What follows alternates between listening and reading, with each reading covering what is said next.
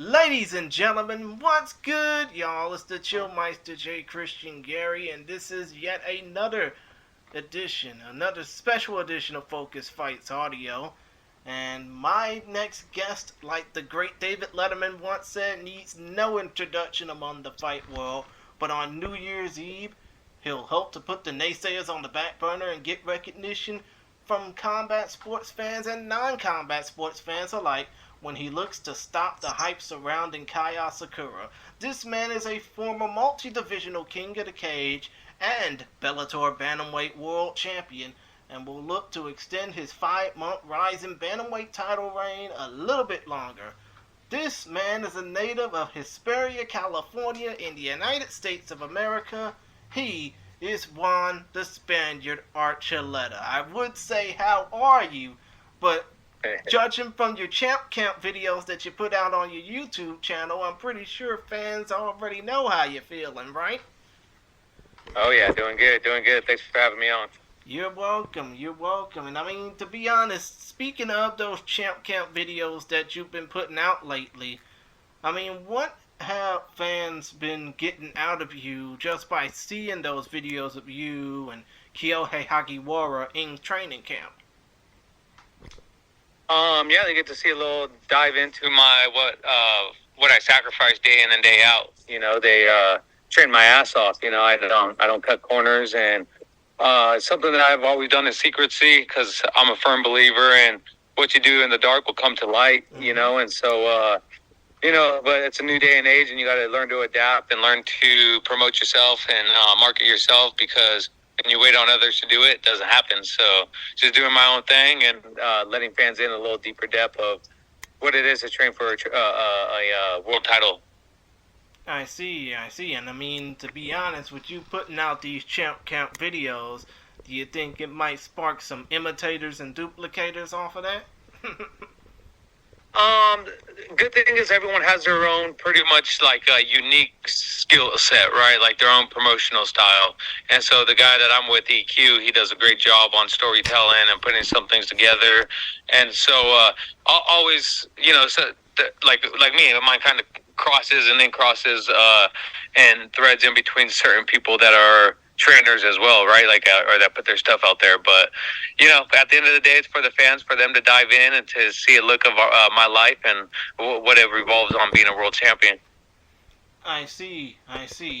And I mean, speaking a little bit out of your upcoming fights, before I get on to some questions that were asked by my people, I mean, when it came down to the last fight you had, I mean, I know you were focused on fighting Kai Asakura. He backed out due to an injury, so you ended up beating Hiromasa Ogikubo instead. Then, after that fight happened and you defeated Ogikubo to become the new RIZIN Bantamweight champion, you said to the masses, and I quote, "Kai, get your shit together." I mean, do you think that when it came to that particular fight, that a lot of people were disappointed that it wasn't you and Kai the first time? Oh, 100%. And it was very unfortunate because AJ McKee had gotten staff, and there's some mishaps on that whole card. It was like one of those cursed cards that happened that you're like, fuck, man, I was about to be part of something that was going to be like spectacular, and then it ends up like, even like me, like I'm risking a lot to go into that fight and take a short notice fight, which people don't understand. You're training your ass off for a certain person, and then all of a sudden they're like, hey, you're still fighting for the title, but you're fighting someone that's 5'2" instead of 5'8". You're fighting a grappler, not a kickboxer. And the whole time you're training for this guy. So yeah, there's frustration there, but at the end of the day, you're going to try to be as professional as possible, as the promotion allows you to, without any hiccups. And then you go out there and perform the best of your ability. But now I'm ready for this guy. Now he signed the dotted line. He said he's going to show up there, whether he's on his deathbed or not. So I believe him, and I believe we're going to put on a fight for the fans that they deserve it. And especially on New Year's, it played out to be better. And I mean, come to think of it, when it came down to that fight between you and Ogikubo, I've been saying this a lot lately. Short notice doesn't mean nothing if you don't come prepared. I mean, did you think that Ogi Kubo came prepared to fight you back at Super RIZIN 2?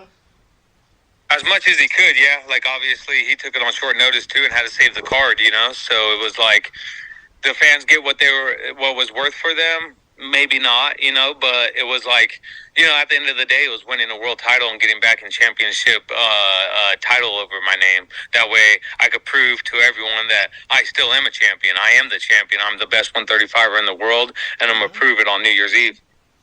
Mm-hmm. And I mean, to be honest, one more question I want to ask before I get to these fan questions.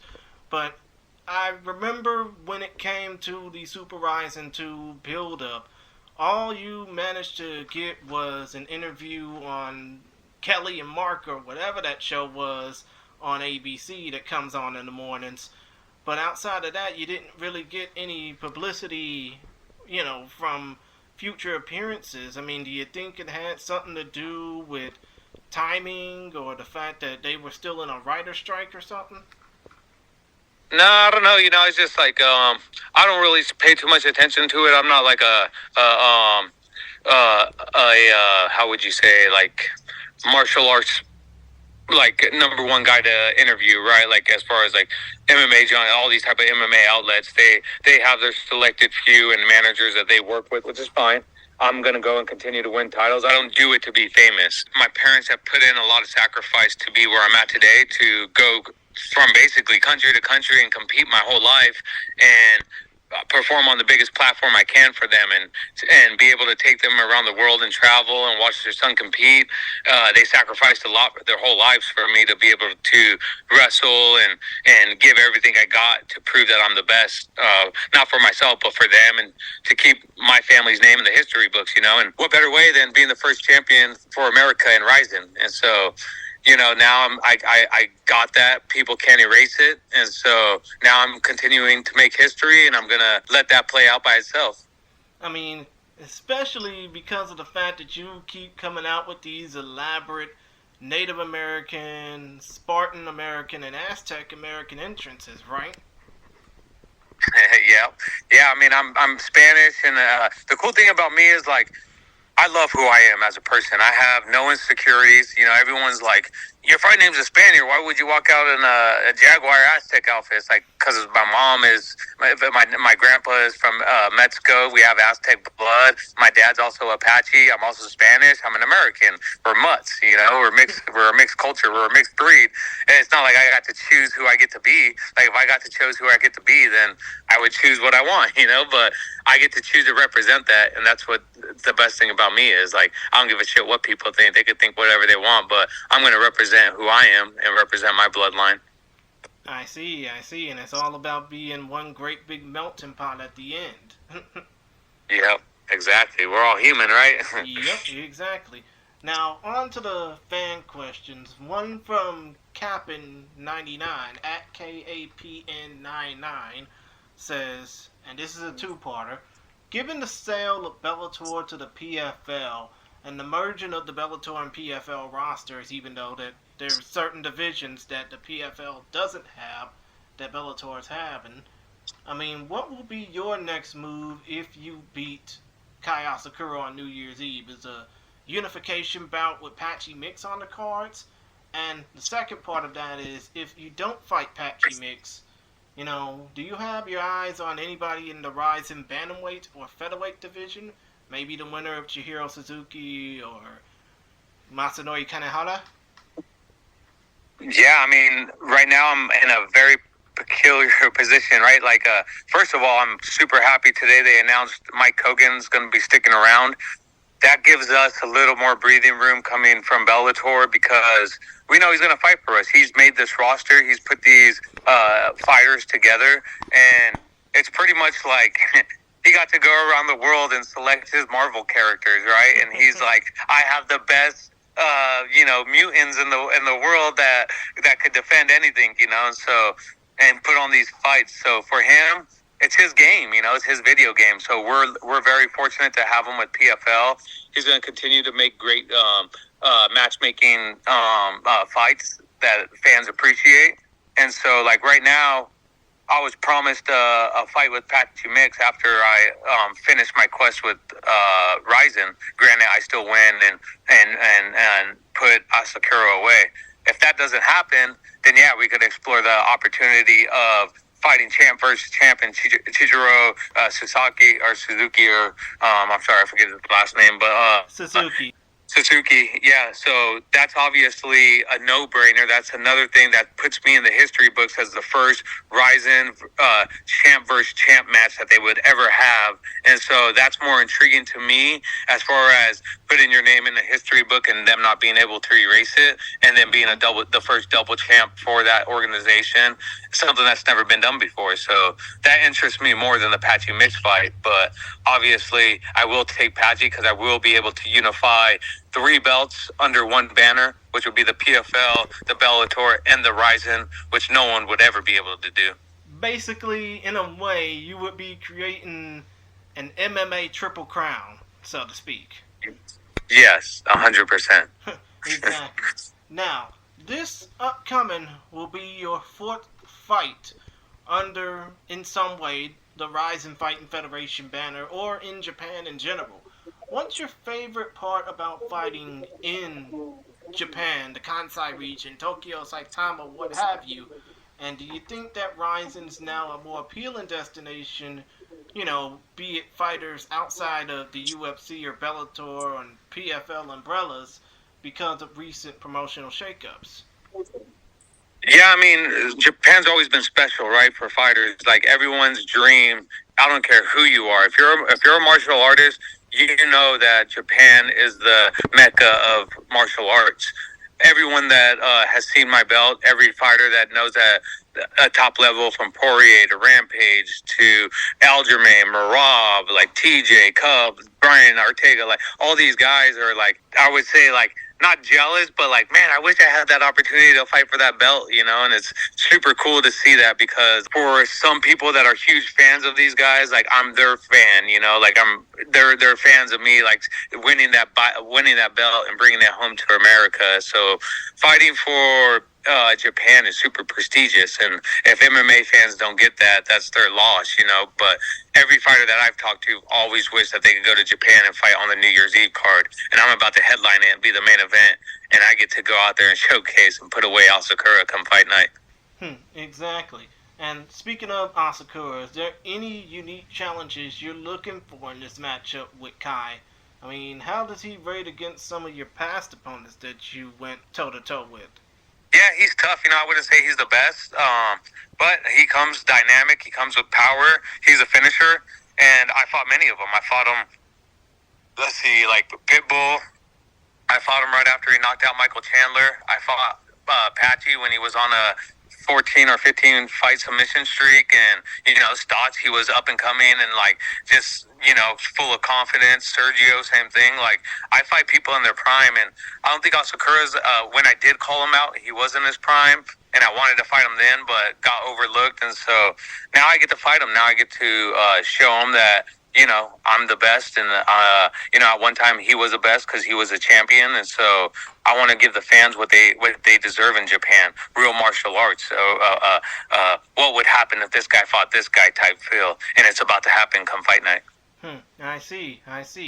And now, come to think of it, when it comes down to being in RIZIN these 3, about to be 4 times, I mean, there has been a lot of people, you know, wondering if you were going to follow along and use some rules in the superior rule set, if you were going to use some of the RIZIN rules. Has that seeped into your training regimen at all in the last 3 times that you fight in RIZIN?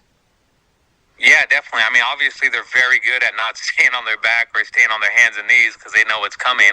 So it's hard to implement, but it's been fun. You know, it's been challenging, and it's like, even me being aware of, like, okay, you can't sit down there. You got to move. You can't, you know, relax down there. You got to either hold and wait for that position to break up and then explode up to your feet, or keep the momentum going. So it's definitely very fun and interesting, and it keeps me on my toes. Exactly. And another one of the fan questions from Chris CeeLo at King CeeLo24 has I mean, I know you had your issues about the PFL. I know you talked to Drake Riggs about that, but has the PFL had any discussions with you about your dual Bellator RIZIN contract status? No, they just told me that, there's going to be some big fights ahead next year to be ready. And so I'm not sure what that means. It's just a highlighted version of an elevator pitch for me. And so, but I'm not the only one, right? Like, I'm not the only one sitting back and waiting for the news. So luckily right now I'm with RIZIN and defending my belt. So I'm focused on what's ahead right now. And, once I get this behind me and I'm crowned again champion for the second time in RIZIN, we'll see what comes next. And come to think of it, about the PFL's tournament structure, I mean, even though you would probably be fighting in the super fight division, what are your thoughts about the fact that Bellator has a Bantamweight division and the PFL doesn't?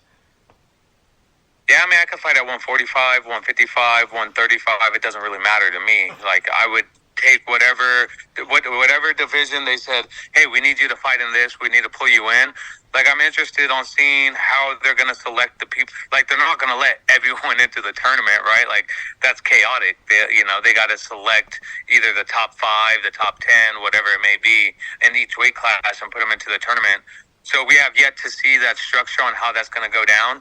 And so I think that's what they're working out right now. That's why everything that they have put out there has been an elevator pitch for everyone, is because they're trying to wrap their head around on who would be best to put in these tournaments. Because remember, and I say it time and time again, you can't compare PFL to UFC. You can't compare PFL to Bellator.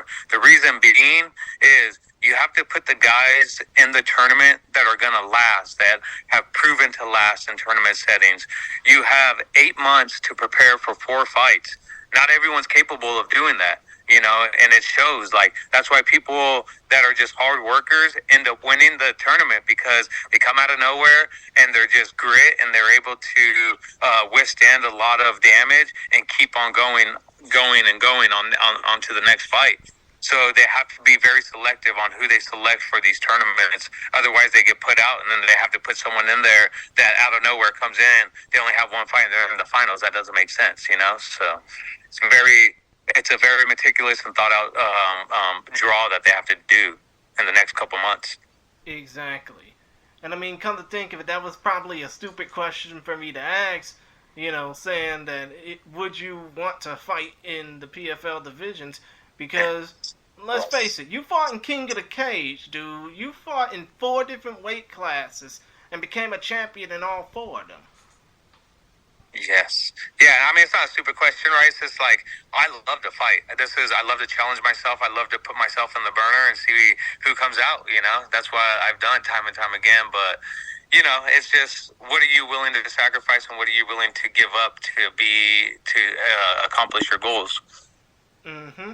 Exactly. Now, another question I want to ask is, I know that, I guess, one of your promotional mates now, Jake Paul, he's supposed to be fighting in another, boxing bout tomorrow night against a native of my neck of the woods, Andre August. But after that, he's going to go right into MMA.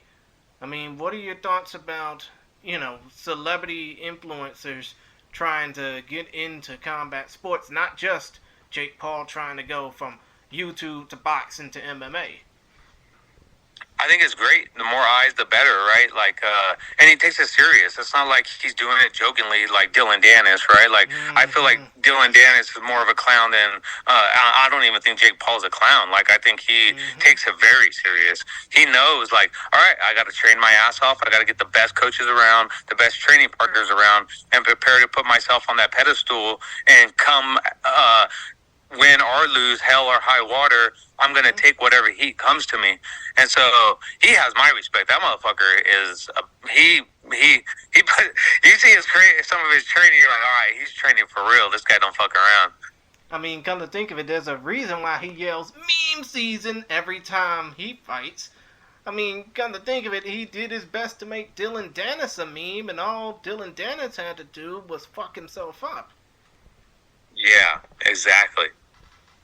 But I mean, come to think of it, that would probably lead me to the question, would you ever consider getting into any other combat sport but MMA if given the opportunity to do so? Yeah, Anthony Taylor, he hit me up about fighting in Spain, and in January, I said, yeah, I mean, if you guys give me a fight, let's do it. I'm all for it. I'm a prize fighter. I like to entertain, and I'm gonna do whatever I can to make longevity money. I see. And I mean, skirting kind of a little bit away from fight sports a bit. I mean, to be honest, when you tell your family, I'm a prize fighter, I fight for money and all that, what do your family see whenever you get out into the cage or the ring and compete? Oh, I mean, they see it day in and day out. Like, this is my family's dream. Like, this is my dream. This is my family's dream. It's a family affair. It's truly like when you hear those songs, it's a family affair, and then like all those other things that people say. It truly is. I mean, my kids wrestle, my dad wrestled, my brothers wrestled, my mom's a sports fanatic, my wife's a sports fanatic. Everyone I'm around is their goals are my goals are their goals, and man, it's just like the support that we have for my cousins, my nieces, my nephews. It's truly a family affair. It's insane. I see. And I mean, I can't really ask, would you ever consider one of your family members getting into MMA, but considering on that appearance you had on Kelly and Mark, you had to teach Mark Consuelos a little bit, would you ever, want him to get into combat sports if given the opportunity? Who, Mark? Yes, Mark Consuelos. Oh, man, he loves wrestling. I mean, he is in martial arts. His son wrestles at the University of Michigan, okay. And so, yeah, he's. I coached his kid when he was probably, I think, 12, 11, 10 years old.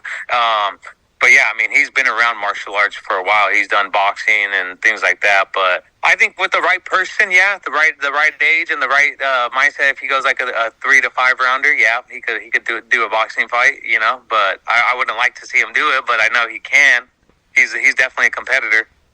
I mean, I asked that because I spoke with John Dodson not too long ago, probably before Super RIZIN, and he basically suggested that somebody like Jonathan Lipnicki, Stuart Little, like Mike and all that, he basically would want to see him fight in combat sports.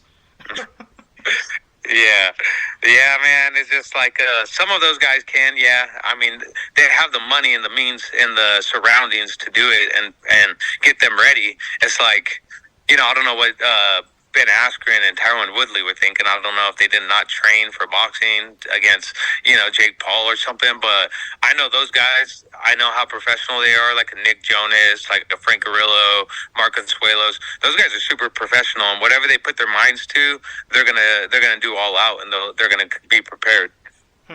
I see.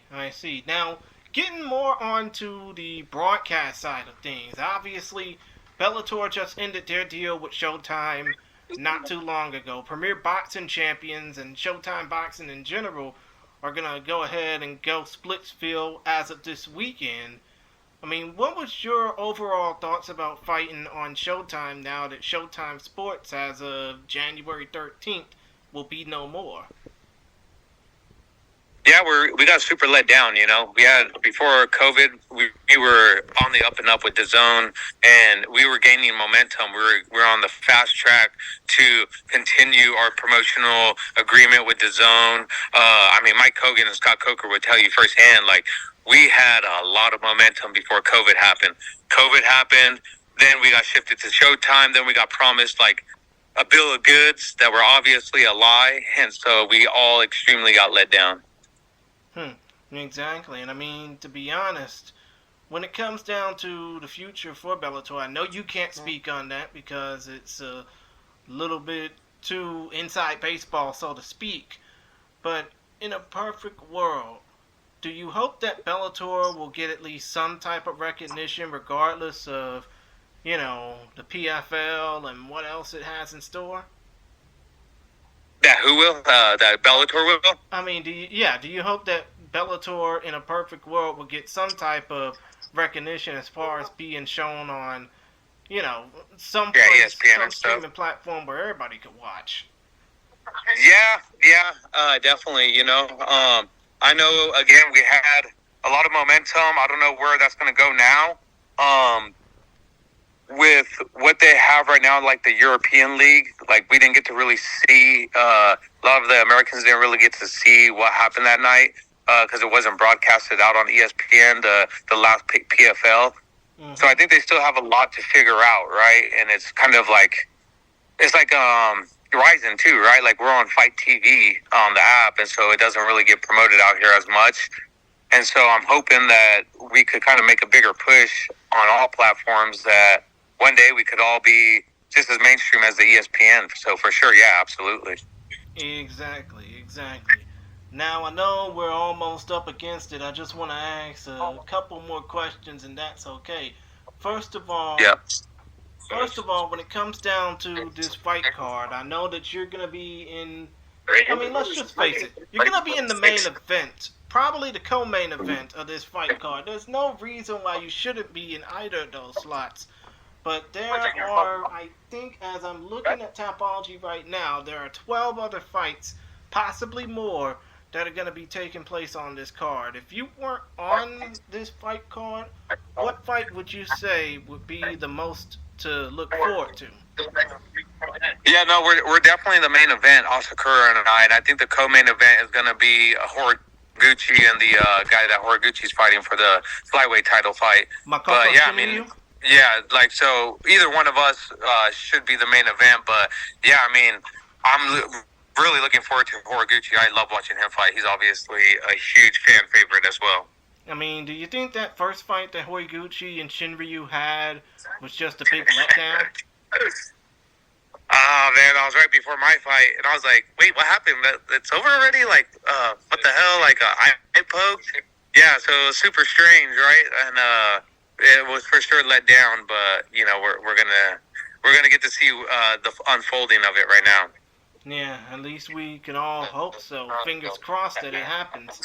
Because it's going to be for the RIZIN flyweight title and to possibly determine who either Ogi Kubo or John Dotson will face down the line. Yeah, exactly. And you know what? Another question I want to ask, considering the fact that RIZIN considering the fact that Fight TV just changed over earlier today to Triller TV. I mean, let's just say, if you were to give a sales pitch for RIZIN 45, just off your fight alone to the audience watching on, potentially, that are going to be watching on Triller TV, what would you say in order to get the fans riled up for this fight, or for this fight card in general? Yeah, you know, don't miss this event. This is once in a lifetime type event that goes on. This is the most sacred event that happens in all martial arts. It's known worldwide. The New Year's Eve card in Japan is one of the most famous fight cards you could possibly be part of. You had guys like Fedor, Crow Cop, Dan Henderson, Wanderlei Silva, Anderson Silva. All these guys that made MMA what MMA is have taken part in this fight night, and I'm about to be another fighter that tops all performances and show a spectacular knockout and a spectacular finish. So you're not going to want to miss out. Just the walkout alone is going to be jaw-dropping. Yeah, I know you're going to probably put a lot of effort into the walkout. I mean, I don't want to say that your suit is going to probably cost more than somebody's car, but still. Yeah. Oh, yeah. Everything in Japan is spectacular, so expect nothing less than that. I see. And I'm going to go ahead and close it out by here. Is there any way that people can contact you to let them know, to show support to you, give you words of encouragement, stuff like that? Yeah, guys, hey, I'm running this YouTube channel. Check it out, Juan Archuleta on YouTube. If not, Instagram and Twitter, JArchMMA. Reach out to me and let me know what you guys are thinking, what you guys want to see, and I appreciate all the love and support. I see. Another question I want to ask before I really close it out, and I always ask this to every fighter and person that I talk to, but if let's just say you weren't a full-blown fighter, would you basically say that you would have a plan B in a way to make money, so to speak, if you weren't a world-class fighter? Well, right now I'm currently at St. John Bosco High School with one of the best wrestling teams in the country and in the California state. So I would continue doing this, making my kids some of the best kids in the country, continuing to get them scholarships and Division I programs. I'm here with Ruben Valencia. They have a solid team this year. If you really want to see how I trickle down to the youth, check out St. John Bosco Wrestling and tune into some of their wrestling. Become fans of some of these kids because they're the future. So this is what I would be doing, and I'm going to continue to do this. Is what I'm doing now. So nothing's going to change who I am. So basically, whether you're fighting or teaching, you would say that combat is life, right? Yes, it saved my life, and I'm hoping it saves these the younger kids' life as well. Exactly. And one more question I want to ask. I mean, is there anything that you would like to say to your fans as a way to, let them know that you're going to be fighting for them?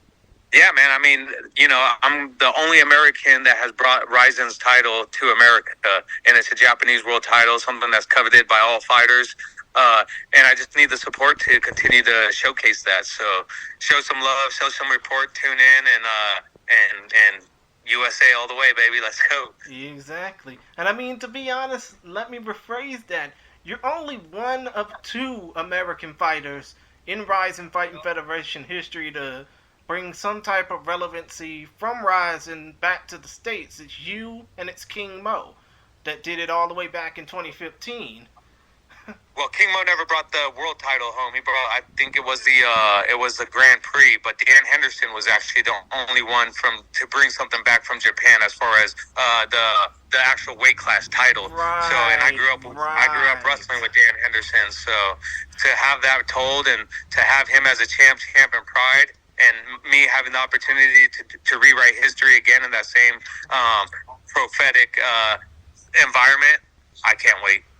Yeah, I mean, how could I forget Dan Henderson? I mean, the dude was probably the biggest legend that Pride had out of the Americas, outside of Brazil, of course. Yes.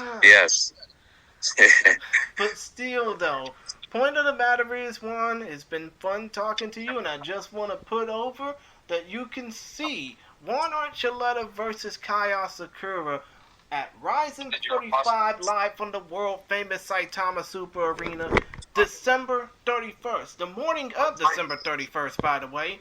Midnight Eastern, December 30th, it'll be on at 9 p.m. Pacific, and you can check it out on Triller TV and on your local cable, satellite, or telco provider of choice via pay-per-view.